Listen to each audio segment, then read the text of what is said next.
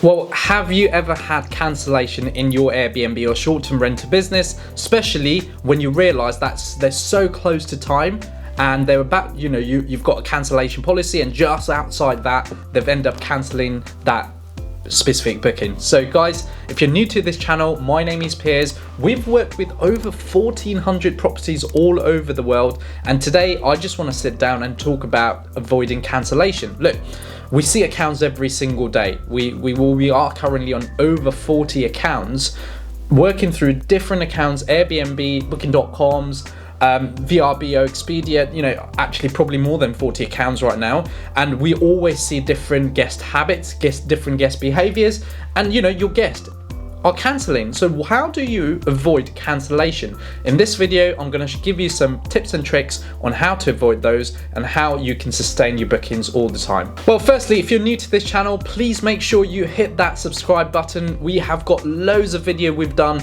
around UK, US, Dubai and international market. There's so many videos I've done around Airbnb, which, look, I can only give you facts because we physically work on those accounts. I've worked with accounts with over 150, 200 properties, right? And these are the accounts we have to control fully to get those clients full, extremely great bookings and profitable bookings. So look, let's get straight into this video and let's talk about how to avoid cancellations.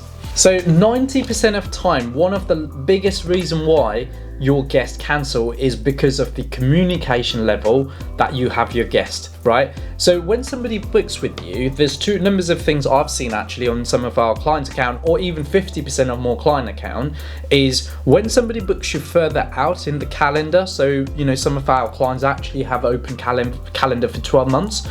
If somebody's booked you for a summer month with an amazing nightly rate, and you've got a weekly booking, and that's made you a profit because of obviously your pricing strategy is probably a little bit different.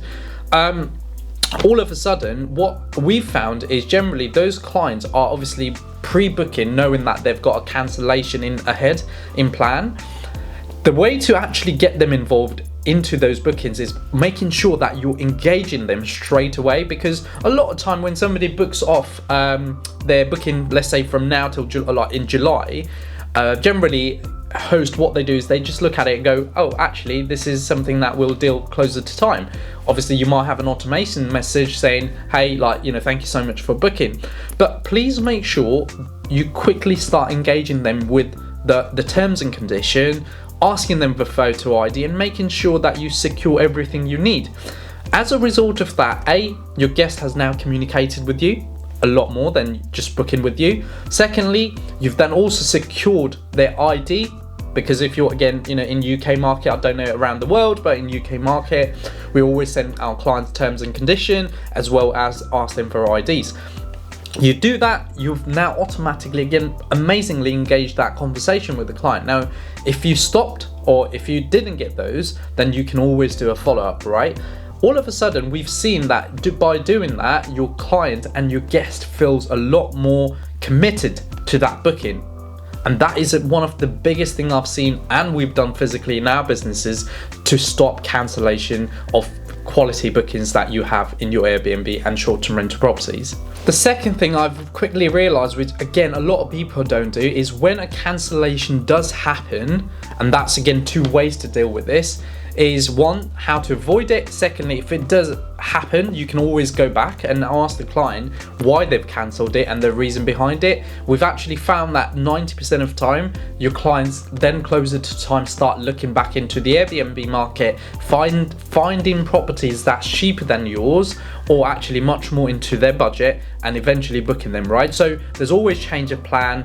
So sometimes they'll book you for a 3-bed house because they thought they were going to have 6 guests. All of a sudden, change of plan, they only need 4, and your property is not useful for them, and they will start looking. Now, if you run several properties, they wouldn't know that. So as a result of that, they cancel your booking, go into some other host and book that. So having that conversation again will always help you. It's even after cancellation, it's always great that you can always message them back and say, hey, would love to chat with you. Do you need any other properties, or is there anything that has made you cancel it? So having that follow-up cancellation process is again an amazing way to avoid those cancellation or to regain the bookings.